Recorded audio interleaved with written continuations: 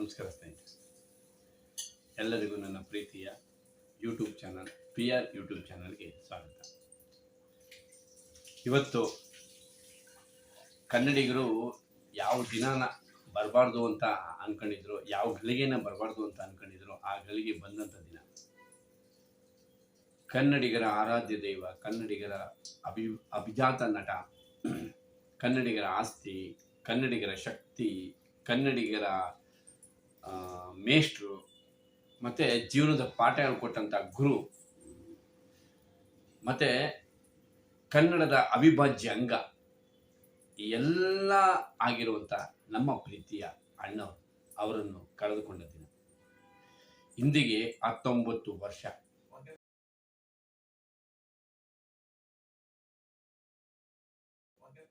ನಮ್ಮ ಪ್ರೀತಿಯ ಅಣ್ಣವರನ್ನು ಕಳೆದುಕೊಂಡು 19 ವರ್ಷ ಆಯಿತು.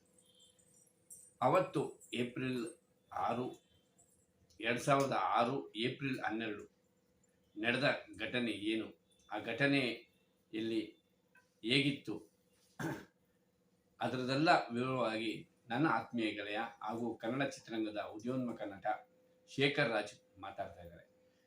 ನಮಸ್ಕಾರ ಶೇಖರ್ ರಾಜ್ ಅವರೇ. ಶೇಖರ್ ರಾಜ್, ಅವತ್ತು ಏಪ್ರಿಲ್ 12ನೇ ತಾರೀಕು ಅಣ್ಣವರು ತೀರೋದಾಗ ನಿಮಗೆ ಹೇಗೆ ವಿಷಯ ಗೊತ್ತಾಯಿತು, ಮತ್ತು ಅದನ್ನು ನಿಮಗೆ ಯಾರು ಹೇಳಿದ್ರು, ಅವತ್ತು ನೀವು ಕಂಡಂಥ ದೃಶ್ಯಗಳು, ಅವತ್ತು ನೀವು ಅನುಭವಿಸಿದ ನೋವು ಹೇಗಿತ್ತು, ಅದನ್ನು ಸ್ವಲ್ಪ ಹೇಳ್ತೀರಾ? ನನ್ನ ಹೆಸರು ಶೇಖರ್ ರಾಜ್ ಅಂತ. ನಿಮಗೆಲ್ಲರಿಗೂ ತಿಳಿದ ಹಾಗೆ ಏಪ್ರಿಲ್ 12ನೇ ತಾರೀಕು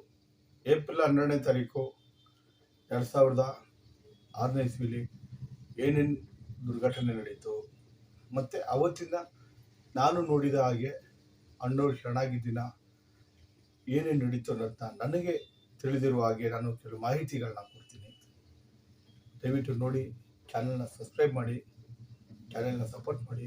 ಅಣ್ಣವ್ರ ಅಭಿಮಾನಿಗಳೆಲ್ಲರೂ ಕೂಡ ಈ ದಿನನ ಸ್ವಲ್ಪ ನೆನೆಸ್ಕೊಳ್ಳಿ.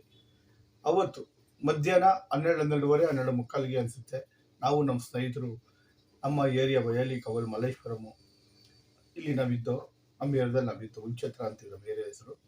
ಅಲ್ಲಿಂದ ಅಣ್ಣವ್ರ ಮನೆಗೆ ಒಂದು ಕಿಲೋಮೀಟ್ರ್ 1.5 ಕಿಲೋಮೀಟ್ರ್ ಆಗೋದಿಲ್ಲ, ತುಂಬ ಅಷ್ಟೇ.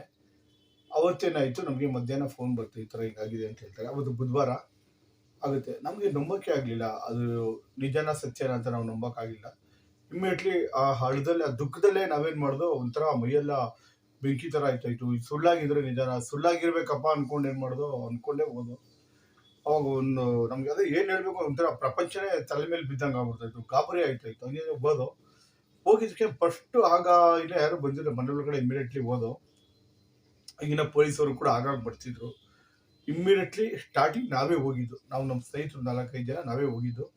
ಇದು ಯಾರು ಊಹಾಪೋಹ, ಯಾವುದೇ ಸುಳ್ಳು ಪಳ್ಳು ಏನಿಲ್ಲ, ನಿಜವಾಗ್ಲೂ ನಡೆದಿರೋ ಘಟನೆಗಳನ್ನ ಹೇಳ್ತೀನಿ ಹೊರತು ಏನಿಲ್ಲ.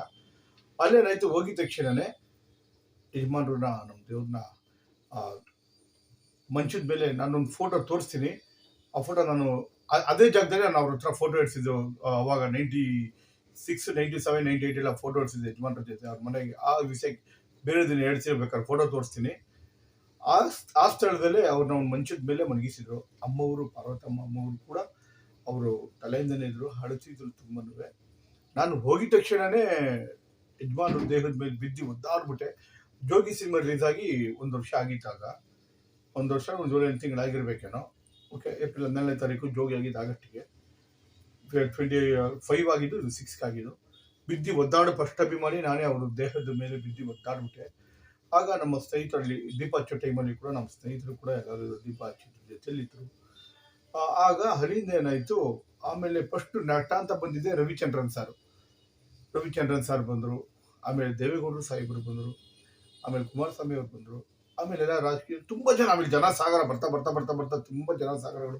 ಮತ್ತು ಅಪ್ಪು ರಾಘಣ್ಣ ಎಲ್ಲ ಫುಲ್ಲು ತುಂಬಿ ತುಳುಕೋಯ್ತು ಜನ. ಹೆಂಗೆ ಅಂದರೆ ನಾನು ಅಲ್ಲೇ ಕೂತ್ಕೊಂಡು ಒದ್ದಾಡ್ಬಿಟ್ಟೆ, ಗೋಳಾಡ್ತಾ ಇದೆ, ಗೊಳೋ ಅಂತ ಅಳ್ತಿದೆ. ಅದು ಈಗ ನೆನೆಸ್ಕೊಂಡ್ರು ಕೂಡ ಈಗಲೂ ಆ ಥರ ಫೀಲ್ ಆಗುತ್ತೆ, ಅಷ್ಟೊಂದು ಗೋಳಾಡಿದೆ.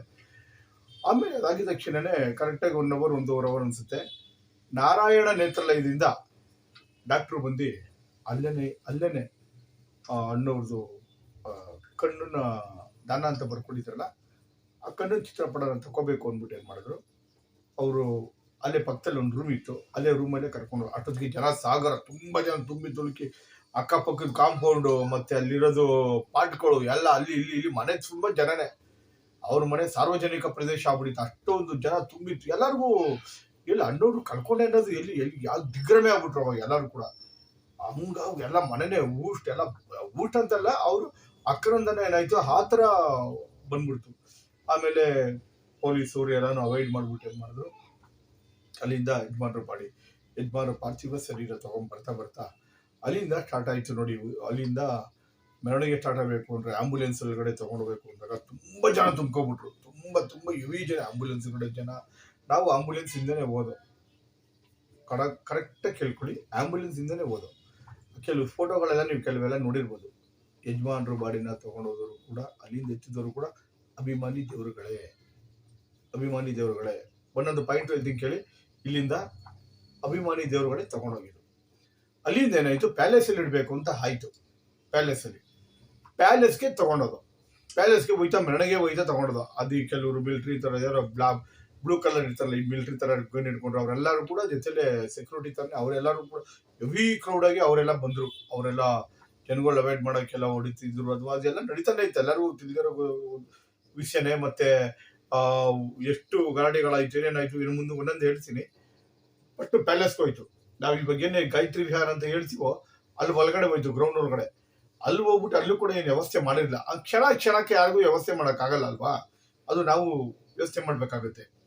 ಅಲ್ಲಿಂದ ಹೋಯ್ತು ಗಾಯತ್ರಿ ವಿಹಾರ ಒಳಗಡೆ, ಪ್ಯಾಲೇಸ್ ಒಳಗಡೆ ಹೋಗ್ಬಿಟ್ಟು ಅಲ್ಲಿ ವ್ಯವಸ್ಥೆ ಮಾಡಿರಲಿಲ್ಲ ಅಂದ್ಬಿಟ್ಟು ಇಮ್ಮಿಡಿಯೇಟ್ಲಿ ಅಲ್ಲಿಂದ ಏನ್ ಮಾಡಿದ್ರು, ಅಲ್ಲಿಂದ ತಗೊಂಡು ನಾವು ಅಲ್ಲಿ ಜೊತೆಲೆ ಹೋದೋ.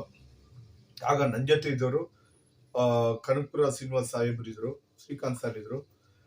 ಬರ್ತಾ ಅಲ್ಲೂ ಕೂಡ ಲಾಠಿ ಚಾರ್ಜ್ ಎಲ್ಲ ಆಯ್ತು. ಮತ್ತೆ ನಾವೆಲ್ಲ ಹಂಗೆ ಕಾಂಪೌಂಡ್ ಒಳಗಡೆನೆ ಎಗ್ರಿ ಮತ್ತೆ ಅಲ್ಲಿಂದೆಲ್ಲ ದಿಕ್ಕಾಪಾಲ್ ಆಗ್ಬಿಟ್ಟು ಯಾವರು ಕಾವೇರಿ ಸರ್ಕಲ್ ದಿಕ್ಕಾಪಾಲ್ ಅದು. ಅಲ್ಲಿಂದ ತುಂಬಾ ಲಾಠಿ ಚಾರ್ಜ್ ಆಯ್ತು, ಕಲ್ಲು ಹೊಡೆದ್ರು, ಪೊಲೀಸರು ಕಲ್ಲು ಹೊಡೆದ್ರು. ಜನಗಳು ಬಂದ್ಬಿಟ್ಟು ಆಕ್ರಂದದಿಂದ ಪೊಲೀಸರ ಮೇಲೆ ಇದ್ ಮಾಡಿದ್ರು. ಪೊಲೀಸರು ಕೂಡ ಜನಗಳು ಅವಾಯ್ಡ್ಗೆ ಅವಾಗ ಯಾರು ಏನು ಅನ್ಸ್ತಾರಿಲ್ಲ, ಎಲ್ಲಾರಿಗೂ ಕೂಡ ದಿಗ್ಭ್ರಮೆ ಆಗ್ಬಿಟ್ರಲ್ಲ. ಎಲ್ಲಾರು ಅಕ್ರಂದನ ಅಷ್ಟೊಂದಿತ್ತು, ಹೆವಿ ಅಕ್ರಂದನ. ತಾನೇ ಮರ್ತ್ಬಿಟ್ರು ಜನ. ಅಯ್ಯಯ್ಯೋ ಅನ್ನೋರು ಅನ್ನೋ ತರ ತನ್ನಂತಾನೆ ಮರ್ತ್ಬಿಟ್ರು. ಅಷ್ಟೊಂದು ಅಕ್ರಂದನ, ಪ್ರತಿಯೊಬ್ಬೊಬ್ರು ಅಕ್ರಂದನ. ಎಲ್ಲಿ ಎಲ್ಲಾರು ಕೂಡ ಅಯ್ಯಯ್ಯೋ ರಾಜ್ಕುಮಾರ್ ಮುಟ್ಸ್ಬೇಕು, ಅವ್ರು ನೋಡ್ಬೇಕು ಅನ್ನೋದು. ಆಂಬ್ಯುಲೆನ್ಸ್ ಒಳಗಡೆ ನಾನು ಅಲ್ಲೇನ್ ಮಾಡಿದೆ, ಇಮ್ಮಿಡಿಯೇಟ್ಲಿ ಅಲ್ಲಿ ಪೊಲೀಸರಿಗೆ ಅಟ್ಯಾಕ್ ಮಾಡಿ ಕಲ್ಲಲ್ಲೆಲ್ಲ ಹೊಡಿತಿದ್ರು. ತುಂಬಾ ಗಲಾಟೆ ಆಯ್ತು, ಅಲ್ಲಿ ಹೆವಿ ಗಲಾಟೆ ಆಯ್ತು. ಪೊಲೀಸರ ಮಧ್ಯದಲ್ಲೂ ಕೂಡ, ಅಭಿಮಾನಿಗಳ ಮಧ್ಯದಲ್ಲೂ ಕೂಡ ಗಲಾಟೆ. ಪೊಲೀಸರು ಅಂದ್ರೆ ಅದ್ಯಾರೋ ಬ್ಲೂ ಕಲರ್ ಹಾಕೊಂಡು ಕೆಲವು ಕಮಾಂಡರ್ ತರ ಬಂದಿದ್ರು ಅವ್ರುಗಳು. ಅಲ್ಲಿಂದ ಕಾವೇರಿ ಥಿಯೇಟರ್ ಹತ್ರ ನಾನೇನ್ ಮಾಡಿದೆ, ಕಾವೇರಿ ಜಂಕ್ಷನ್ ಅಲ್ಲಿ ಆ ಕಡೆ, ಅಲ್ಲಿಂದ ಆಂಬುಲೆನ್ಸ್ ಒಳಗಡೆ ನಾನು ಇಮ್ಮಿಡಿಯೇಟ್ಲಿ ಅಲ್ಲಾಗಿದ್ವಿ ಆಂಬುಲೆನ್ಸ್ ಒಳಗಡೆ ಎಕ್ಕೋಗ್ಬಿಟ್ಟೆ. ಆಂಬುಲೆನ್ಸ್ ಅಲ್ಲಿಂದ ಪೂರ್ಣ ಪ್ರಜ್ಞಾ ಗ್ರೌಂಡ್ ಬಂತು. ಎಲ್ಲಿ ಅನ್ನೋರ್ ಮನೆಯಿಂದ ಹಿಂದೆಗಡೆ ಇರುವಂತ ಪೂರ್ಣ ಪ್ರಜ್ಞಾ ಹತ್ರ ಬಂತು ಆ ಗ್ರೌಂಡ್ಗೆ. ಆ ಗ್ರೌಂಡ್ ಬಂದಾಗ ಏನಾಯ್ತು,